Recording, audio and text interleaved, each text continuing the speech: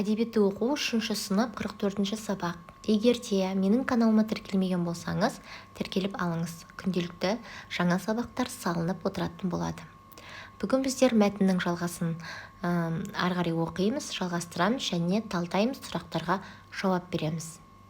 Алтын мүйізді киік ертегісінің жалғасы. Бұл жерде ақсақал бұлдырмергеннен көмек сұрайды.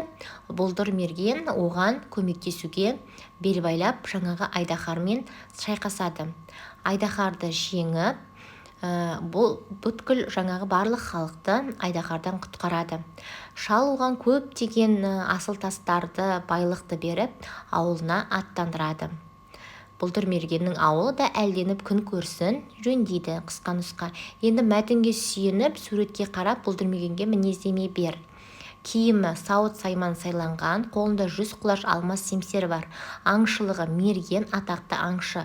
Батырлығы қарулы, ержүрек қаһарлы. Халқына құрметі, адал, жанашыр. Халқына көмектесіп айдаһардан құтқарады.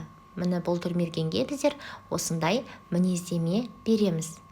Келесі тапсырмада ертегіге берілген жоспар дұрыс па, қатесін тап. Біздерге мына жерде 3 жоспар беріп қойған. Алтын мүйізді киіктің өтініші, ғажайып көрініс, жер асты елінде той деген. Енді біздер оны дұрыстаймыз. Бірінші ғажайып көрініс, алтын мүйізді киіктің көрінісі, үшінші жер асты еліндегі той деп жоспарды қатесін дұрыстайтын боламыз. Енді біздерге осы жоспар бойынша берілген суретке сәйкес келетін ертегі бөлімдерін әңгімеле дейді.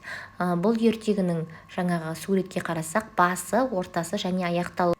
Басында айдаһармен шайқасуы, ақсақалмен кездесуі және жер асты елінде той болуы.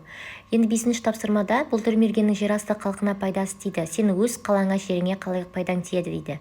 Біздің өз қаламызға біздер айналамызды тазалап, елімізді, ауылымызды көркейтеміз.